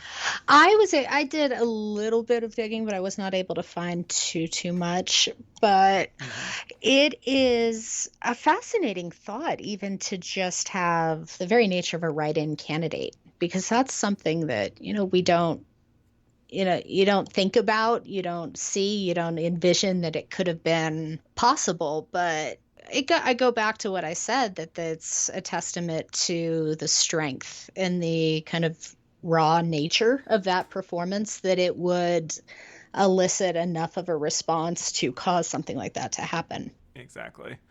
And a real testament to the feeling in the air at the moment was a quote I read from the Hollywood Citizen News, which said, "The Academy is dwindling in importance." especially in Hollywood, and its current nominations have done much to harm it. Everyone in the profession is expressing amazement that Bette Davis is not even mentioned. I So, mean, it's something similar to, I mean, we see that now. yeah. You've got the old standbys, the Hmm. favorite, the ones who you know are going to get. Don't want to throw her under the bus, but the Meryl Streeps who can, Well, yeah. who Yeah. will get nominated, the Normas who will always be there, the showy theatrical performances. So if there was fervor and some revolution in the air and things weren't that, you know, if things were a little unstable, yeah, it makes perfect sense that they would want to get the newcomer, a newcomer in there who just rocked their world. Yeah. And it's something that we can immediately go to in today's awards, environment, which things are a little shaky right now too. Yeah. And it's just funny because you look at a quote like that in terms of someone saying the Academy is dwindling in importance, and it's like this is something that somebody would write today. Exactly. It sounds And it was so. happening at this seventh Academy Awards. Those are the moments that strike me looking back in film history. I mean, Hmm. completely unrelated, but I had a thought like that I was reading something on After the Thin Man, and they were talking Mm. about how, the series was, getting a little tired, too many sequels. You don't think Oh, about God. those Yeah. problems happening in the 1930s and 1940s. That's a 2000, 10, Marvel issue. These aren't, Yep. it's like, wow, it really hasn't changed that much at all. Mm-hmm. Oh yeah. And that's why when people are like, "Oh, let's go back to the Oscars and how it was so perfect before." Like the Oscars have always been plagued with these kinds of like outraged feelings from the public and from people within the Academy. So, it's sort of like baked into it from the start. And hearing something like that, you can see why. Because I mean, my head went initially to when I read that Colbert didn't think she was going to win. I kind of went, oh well, Norma. But then it's like, well, I'm the very fact that you had a write-in candidate means that Mm-hmm. there's got to be power behind that performance. So the fact that Davis was able to come in the way she did and still not win, that leads you to almost a La La Land in my head, that kind of moment where things just drama, things aren't quite right. Yeah. I mean, the Academy had to deal with a whole bunch of telegrams, and they all really demanded for Bette Davis to be a write in option for the final ballots. Even Norma Shearer pledged her support for this, believe it or not. Good for Um, Norma. yeah, it's always nice to see. But the Howard Estabrook said he had a big long sort of speech about how the criticism of the nominations have appeared with such uniform content that they raise the question as to whether these criticisms are based on genuine opinion or propaganda. With so many achievements of unquestioned merit each year, however, it is inevitable that certain differences of opinion should arise. Despite the fact that the criticism fails to take into consideration that the nominations have been made by the unrestricted votes of each branch, the awards committee has decided upon a change in the rule to permit unrestricted selection of any voter who may write on the ballot his or her personal choice for the winners. Wow. I just love that statement because most of it is like, we don't think this should be an issue, but because everyone's putting up such a fuss about it, we're just going to do We're it. we're we're doing this because you want it. We're being flexible for you. Let's make sure you hear Yes. this. Yes. Be Don't be grateful that mad we're at even us. Be doing this. grateful. Dang it. Right. Actually, Bette Davis is the only one who attended this year's Oscars because, again, Claudette didn't think she would win. She was interested in going on another one of her trips. And she apparently was on the train ready to go cross country. At which point they announced that she had won, and they just like whisked her over to the Academy to accept, Oh, which is a wild story. that's Yeah. amazing that nobody showed. I would not have that Yeah. Davis would have been the only one. I did not read that. Yeah. But Bette Davis said she had this quote. This was from, I believe, her autobiography. Many years later, she said, "The air was thick with rumors. It seemed inevitable that I would receive the coveted award. The press, the public, and the members of the Academy who did the voting were sure I would win. Surer than I." And didn't happen. I mean, it leads you to, I mean, where you're going to take this in the next few weeks. There's going to be you'll have some fascinating discussions, I'm sure, with upcoming episodes. But the power of, yeah, like I already said, the power of the outcry that led to her being nominated only to have it not come to that, that's truly a dramatic kind of reveal. You could imagine the shock that it would have elicited, and from, all sides, because it's something we don't see a lot. I mean, not to bring it to this point because everyone knows that I love Glenn Close, but I think of the 2018 Oscars where everyone is telling her that she is going to win her first Oscar, and she's very much expecting it, and she's coming in her gold dress and ready to win. Oh, yeah. And then it doesn't happen. It's like, it's painful. It's so painful. It's like a similar situation where I'm sure Bette Davis, everyone was so outraged and everyone was telling her, "Oh my God, you were robbed. How did this happen? We're all going to vote for you, Betty." And then never mind. Doesn't actually win.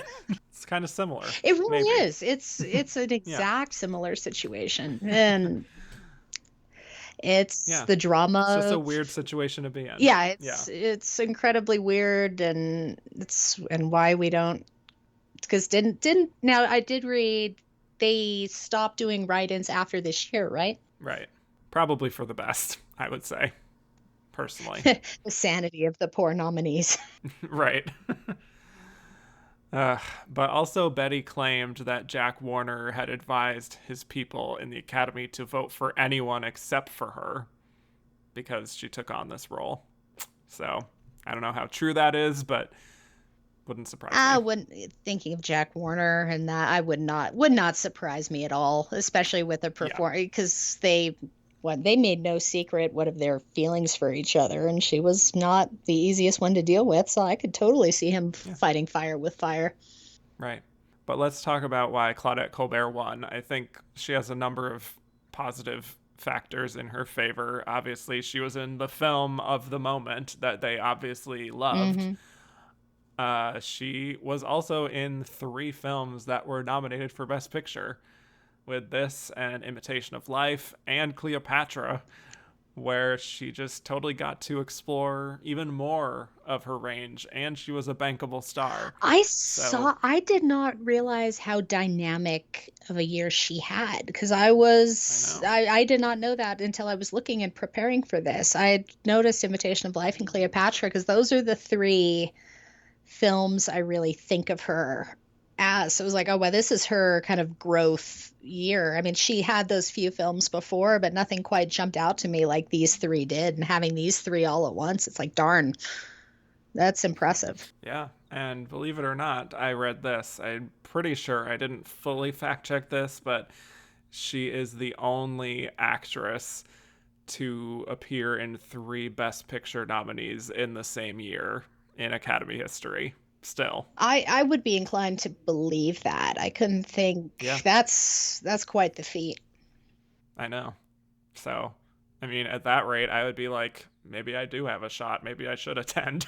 So I think she obviously proved she had the range. She was a bankable star, like I said. And I also think it's a performance that is a little bit apples and oranges with the rest of these more dramatic performances. Yeah. So I think that helped her too. And in terms of the other nominees, I mean, Norma, she'd obviously recently won a few years ago. Not that stopped them from going all in on Bette Davis and Louise Reiner just for the next 4 years after this. But I also don't think what she does in Barretts is necessarily a winning type of role in terms of her performance. Maybe it's a little too subtle. And with Grace Moore, I think it's easy to see why she didn't really have the overall support to win. She's not really an actor's actor. It's I think just the win makes sense. the win makes complete and total sense. I mean, Yeah. it's a testament to the strength in the movie. I mean, it dominated as much as it did at the awards as well, so you've got that going for it. And I mean, viewing these four performances, and we know Norma Shearer was the runner up, which makes sense. If Shearer doesn't win it, if it were a 3-horse race, if it's between Shearer, Colbert, and Grace Moore, Grace Moore's bringing up the rear, unfortunately. So it's kind of between those two. And like you said, I think this testament to just the strength of It Happened One Night just pulls it, or Colbert, everybody working together pulls that over the top. You have that complicating factor of Bette Davis in there, but whatever happened, maybe it was just a matter of it was still the Depression. What did people like? Fun. What did they like? A bit of escapism. So maybe people liked witty banter more than melodramatic tuberculosis. Who knows? Right. Well said.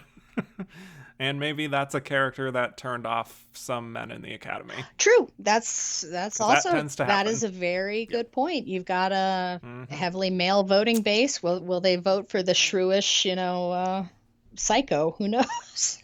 Probably not. Again, bringing it back to Glenn Close, they didn't go for her for Fatal Attraction. They didn't go for Rosamund Pike for Gone Girl. It's a thing that happens. So, anyway, let's get to some of these questions from Twitter. I love this question. I think we're going to have fun with this. Let's hear it. This is from Chelsea, who said, how would you rank the nominees in terms of hot girl shit? Ooh, I like Definition subjective to the ranker. And for those who do not know what hot girl shit is, I have pulled up an Urban Dictionary definition. One definition is a positive phrase used to describe female behavior that exudes confidence and a carefree attitude, indicating self-awareness of how attractive she is.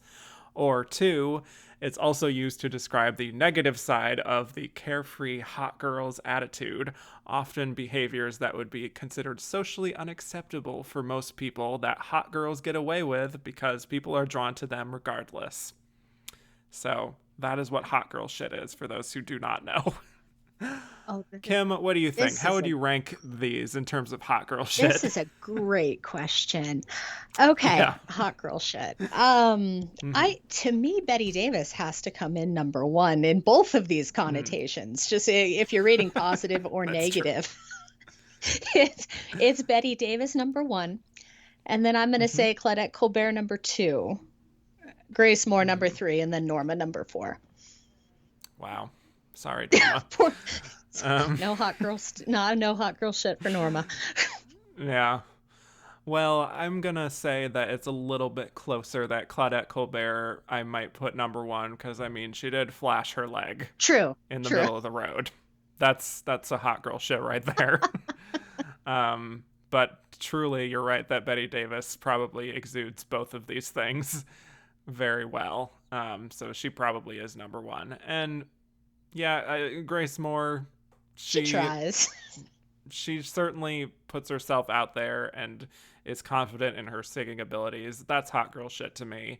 And Norma Shearer, she lies down nicely, but I don't really consider that a hot girl shit role. So we're pretty much in agreement on the ranking. All right. Well, amazing question. Let's move on to John T. I can never tell if this is factual or apocryphal, but I've read through the years that Myrna Loy was in 5th place. Should this be considered a nomination in the same way, considering Bette getting one? What would Myrna have been in? What would the film have been? This would be The Thin Man. Ooh. Speaking of Thin Man. Speaking of. Yeah. Myrna's my girl. Yeah. If we're going performance against performance, I'd have to side. I would have to me, Bette would be just, to me, that's an Oscar meaty role. I Yeah. love Nora Charles, but I mean, maybe in terms of that's something closer to like a Claudette Colbert in terms of acting ability and just the general part. But in terms of just looking at those two films kind of next to each other, I'd have to go with Bette Davis getting that nomination. I think this is more saying like because they people have talked about her being in fifth place that they should just consider it a nomination more so than our own opinions. But in that case, yeah, I feel like if you're going to include Bette Davis in the record Hmm. of this year, as it has been, then yes, you should also include Myrna I mean, Loy because she always, was never nominated for an Oscar. always, and always include Myrna. Myrna, Yeah, Myrna's a delight. I that would, love Myrna, yeah, and that would have given us an excuse to watch Myrna Loy and the Thin Man for this which is episode. always a good decision. Yes. Speaking of which, this is from Christoph N. Given the Thin Man's 4 Oscar nominations, all in above the line categories, was this the closest Myrna Loy ever got to an Oscar nomination? Ooh. Hard to say, but probably. I mean, the only thing that would come closer, and I do not know how it performed at the Oscars, would have Best Years of Our Lives would be the Yeah, film that would jump to mind as something that she could have come close that's to. true. But Thin Man's, like I just said, Thin Man's a delight. I love the Thin Man series. So it's a potential. And the other part of the question was, did Claudette Colbert steal the spotlight from her a bit with another comedic performance? Well, Hmm. probably. We know how rare comedic performances are, how rarely comedic performances are recognized. That's the thing. Yeah. So something like It Happened One Night was such a juggernaut in terms of the nominations that and the wins that it took home. That yeah, would there have been room for two comedies? When we go years without seeing comedies recognized, it seems hard to believe that they would necessarily jump into two with both feet. That's a very good point. I do find that when it comes to more comedic performances, we usually have a case where there's only one nominated in a sea of more dramatic Hmm. performances. Like, like with Judy Holliday winning in 1950, for example, over all those dramatic performances. So, yeah, maybe a little bit stealing the spotlight. I could see it. We got one more Myrna Loy question. A lot of the listeners want us to talk about Team Myrna Loy Myrna instead of the representing. nominees. Yes. But Claudio Alves said, why do you think Myrna Loy never managed to score an Oscar nomination? 1934 marks one of many snubs for her performances in movies otherwise endorsed by the Academy, including Best Picture nominees The Thin Man, The Great Ziegfeld, Libeled Lady, Test Pilot, The Best Years of Our Lives. I see Myrna as one of those, and I think I've talked about this before on this podcast, those people that just make it look too easy. Those Yep, people who are just effortlessly vibrant on screen. The Cary Grants, the Glenn Fords, the ones who are always bringing perfect, spot on performances, but you don't necessarily see the effort. They shine. And that is where I would peg her. I mean, you do add an extra point, and a lot of her performances are comedic. I mean, she's so defined by the witty dialogue of that era, especially her work with William Powell, that maybe at some level she was a little hurt by that, but hmm she was always pitch perfect and spot on. So I lean on she was so good that she made it look too easy that people didn't see the effort. I think that's true. And she did have that more comedic bent to her persona and her performances, which, as previously stated, hit or miss with the Academy. And in this case, missed every time, unfortunately. This is from Reflections in a Golden Eye. Thoughts on Grace Moore and her performance? Well, we already talked about it, but they also said, how did she get nominated over Loy, Davis, Garbo, and Dietrich? I Showy? mean, I think, yeah, she's a shiny new thing that people were drawn to, and the film was a big hit. I mean, it also, we didn't talk about this, but One Night of Love actually led the Oscar nominations with 6, I just even more saw than It that. Happened One That Night, which is surprised me wild. that Yeah. has landed so many. That was a shocker. Yeah. She carried it along right with it. I can see where it would have been a showy film to sweet those opera sequences are classy and showy, and I could see where the nomination might come from, like I said, but I don't. I can see also where she would be bringing up the rear. Let's see. Mr. Autumn Man said Grace Moore's nomination is one of a very few in this category for a musical performance during this era when musicals were a big draw. What made this one so worthy of notice, and how does it compare to some of the more remembered musical performances of the 30s and 40s? Yeah, I mean, we've said it. I don't think it is. It doesn't really compare. No, it But doesn't. if I were to speculate why it became a hit, I think, again, it's an accessible story. Obviously, she's a great singer, conventionally attractive. I imagine it drew a crowd from like word of mouth of people wanting to see her sing. I mean, obviously, comparing it to other performances of this era, it's like there's so many that I would have preferred nominated from musicals. Ginger Rogers for any of her musicals would have been nice. Jeanette MacDonald, again, we mentioned her earlier. Yeah, any of these would have definitely. I would have loved to have seen Myrna Loy in this, this spot over. I think Grace Moore was probably just, she was carried in there probably by this. I've heard a lot in the reviews. I've read that there's a lot of awe in the score of that film, which I could see. Yeah. And then, her ease with the musical stuff, because like I said, especially that final opera sequence, I just found absolutely captivating. And if we say that one scene can cinch a nomination, that kind of would have been that scene for me, because I did have to, that was where I, stopped and was fully kind of entranced at what I was watching. But other than that, I think there were a lot of far better performances that we've already mentioned that could have been nominated. Right. This is from two different people. They asked the exact same question, from Jackson DeStefano and Japes. They both want us to talk about whether we prefer Norma Shearer in her pre-code work or her more costume drama prestige performances like this. I think personally it would be better for me to answer this when we ultimately get to her Marie Antoinette nomination, which is her last nomination. But yeah. I'll say as of now, I do prefer her in pre-code just because she was allowed to be looser and show more personality. But we'll talk about that more later on when she gets to her last nomination. But what do you think? I would agree completely. Those pre-code films are so delightful, and she gets to show so much character. And I would hardcore agree over pre-code over the costume stuff. This is from Gabe Guarin. Why do you think some people insist Bette Davis should have won for Of Human Bondage and seem to erase Claudette Colbert's work in It Happened One Night? I mean, I don't know how much that's true anymore, but I imagine because Bette Davis is a legend and really helped to invent this new style of acting, there are people who think she should have been rewarded for that. And then when Dangerous comes out the following year and she actually wins for that, it's sort of seen as a makeup win for not giving it to her here.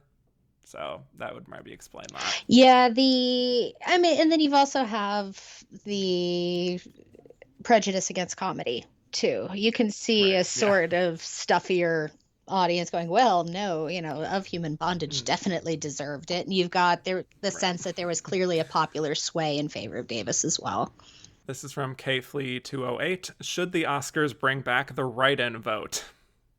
It would fascinate the heck out of me. I would love to see that drama. Should they? I don't know. Yeah.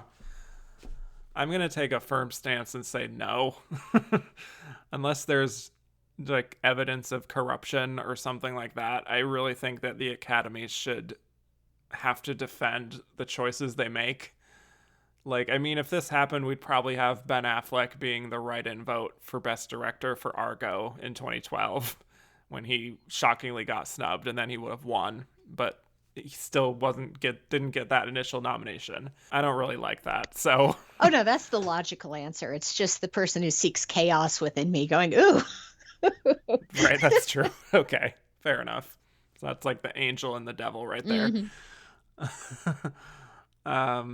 Owen Daly, Was Claudette Colbert recognized for The Right Film of 1934? Would Cleopatra or Imitation of Life have been a better option?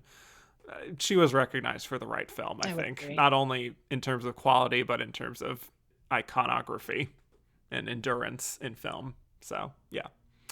Completely agree. I've Yeah. seen Imitation of Life, but I have more of a memory of the later version of that film, and yeah, Yeah. it happened one night's the right call. This is a really good question from Luke Val, who said, given that as a write-in nominee, Bette Davis managed to come in third, do you think if she had been formally nominated and was on the ballot that she would have won? Ooh, that is a good question. Yeah, because I wonder how much that played into it, that she wasn't technically on the ballot. So even if she had all this support, she wasn't on the ballot. So, I would wonder, but then the other side of me wonders how much the groundswell for it happened one night. Would they have yeah. given everything they gave to it happened one night and then detoured to Bette Davis? It just seemed like it happened one night's year. Yeah, I don't think she would have necessarily won. Maybe she would have come in Yeah, that's second, though, exactly and what I we could was have gonna called her say. the runner up. Yeah, I would have Yeah. said she might have bumped Norma. Yeah. A few more questions here. We got quite a few for this year. Marcel said, rank the best actress performances that were part of the 3 films that won the top 5 awards. So as a refresher, this is It Happened One Night for Claudette Colbert, Louise Fletcher for One Flew Over the Cuckoo's Nest, and Jodie Foster for The Silence of the Lambs. Personally, this is an easy ranking, Oh, but why? I'll let Oh you go no, you go first. first, please. I need Oh, to think okay. this one over. Okay. Okay. My number 1 is Jodie Foster. My number 2 is Claudette Colbert, and my number 3 is Louise Fletcher. Okay, I'd probably swap that just by one and say Colbert, Foster, and then Fletcher. That's an interesting Fair enough. question. We will get to this down the line, but Louise Fletcher is a performance that I slightly differ from the general consensus on in terms of quality. So we will get to that when we That'll be get an to it. interesting one. Yes. Let's just do all of these snub questions collectively. Christoph N. wanted us to talk about Marlene Dietrich in The Scarlet Empress. Gabe Guarin mentioned Greta Garbo and Queen Christina. I think it's interesting to look at both of them because they were so often compared with each other in this era. I don't know if you'd seen either of those performances or films, but I've um, seen Queen Christina, but it's been a while. I'm not brushed up on them enough to speak to it. It's like I said, I think there's the Grace Moore performance. I think any number of performances could have bumped that. I would go back towards because Garbo, she would have been at MGM at the time. Would she have? yep. My question would be Mm-hmm. studio politics and how Ooh, that's true. much Norma, would another MGM performance have been able to take on Barretts of Wimpole Street? Dietrich, I'm not 100% sure where she was, so I'm not. I love both actresses, so it would have Mm-hmm. been great to see, but it's hard to put that into context, at least with my knowledge of it. Yeah. I think in both of those cases, it's interesting to look at them because they're both playing these royal Mhm. characters, and that's something the Academy absolutely loves through the years. But those are 2 actresses that are a little bit hot and cold with the Academy, and so I think again they trended towards cold in this case. One of them would have been great in place of Grace Moore. That's all I'll say on that. Mhm. Um, last question from Claudio Alves. Who do you think is better, Norma Shearer in The Barretts of Wimpole Street or Jennifer Jones in the 1957 remake by the same director? I haven't seen it, so I can't compare them personally. I have not seen the second one, but I struggle with Jennifer Jones, so I'll say that. Okay, fair enough. All right. Well, let's get to our final segment where we discuss who we would have voted for from this lineup and why we think Norma Shearer was the runner up. Starting with the latter question, what do you think about Norma Shearer being the runner up here? Does it sort of make sense to you naturally with this configuration of It nominees? does. I think Yeah. Norma has the history. I think she's got the power. I think it's the right role. Like I said, if I would have been a betting person in this year, I probably would have staked money on her. But she would be the one I would have. I was shocked to find out that Bette Davis came in third, Yeah. but everything seems to make sense with Norma Shearer in there, just with the history. Yeah.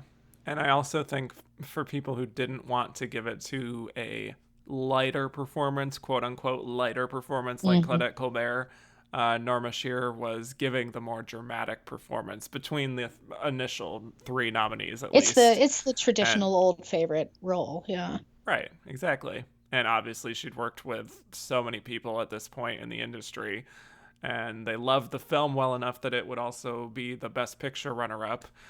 I mean, really wild to me that Charles Laughton wasn't even nominated He should have been. with all That was a that. terrifying Yeah, performance. yeah. Like if anyone should get a nomination for this film, it should be him. But yeah, and when it comes to like Grace Moore, like I said, there's just I don't think she had any real standing within the Academy to get enough votes for that. Right. But it's gotta sting a little bit that she didn't even get enough votes to surpass someone who wasn't even on the ballot. In the case of Bette Davis. Oh dear. So, like, if you know that you're in last place in a lineup, that has to stick a That's little that's an bit. ego. Yeah, Yeah, that definitely, I yeah, bet that stung quite yeah, hard. yeah. So, Kim, who would you have voted for from this lineup if you were, I guess, one of the 95 actors in the Academy in 1934? So watching this in terms of that's it's a hard question as I sit down and reflect on it after this discussion. After Mm-hmm. 3 days ago when I was rewatching these films, Bette Davis, man, I was very rocked by that performance. That was one I had not seen before, and in the scope of these together, it was that just stood out to me in everything that she did, and it seemed so raw that I would have voted handily for her. Yeah. I think that Claudette Colbert and Bette Davis are pretty much on equal ground for That's me. where that's why I stumbled, because I was like, ooh, I don't want to necessarily not say Claudette, but ooh, Betty. Right. Right, right, right. I think I would still have voted for Claudette Colbert. I think the versatility and even just the challenge that was in front of her to craft such a compelling narrative of that character really fascinates me every time I watch this film, and it's such a memorable performance to me. And quite frankly, I'm probably going to award Bette Davis many times in the course of this show. Hmm. And so I just want to cement myself here as saying, let's reward this really great comedic performance because they don't come around often enough Very when it true. comes to Oscars. So I will go with Claudette Colbert. Absolutely respect your decision to go with Bette Davis. We can split the difference right there. Exactly. Yes. All right. Well, Kim, thank you so much. This was a really fun breakdown of these nominees in this year. So thank Thank you. you for having me. I had a lot of fun. Yeah. Well, where can people find more of you on the internet? You can find me. I think I'm hanging out on Twitter most often at kpierce624. You can find me on the Ticklish Business podcast, where I co-host on there, as well as the Ticklish Business website, journeysinclassicfilm.com. We have lots of classic film reviews and videos. We do lots of old Hollywood, old TV goodness. So that is where I spend most of my time. Instagram and Letterboxd as well at kpierce624. Well, thank you all so much for listening. You can find me on Twitter at Kevin_Jacobson, and the podcast is at Oscar Runner Up on Twitter. I'm on Instagram at And the Runner Up Is. Rate, review, and subscribe if you haven't already. And if you liked what you heard and want to hear more, go to patreon.com/andtherunnerupis, where you can hear a whole bunch of bonus episodes for a small monthly fee, including a few with our friend Kim here. We had a really fun discussion about On Golden Pond earlier this year. That was That fun. was great. Yeah. And next week, we will be talking about the Best Actress race of 1935. And the Academy decided to double the amount of nominations to 6. because they were feeling random.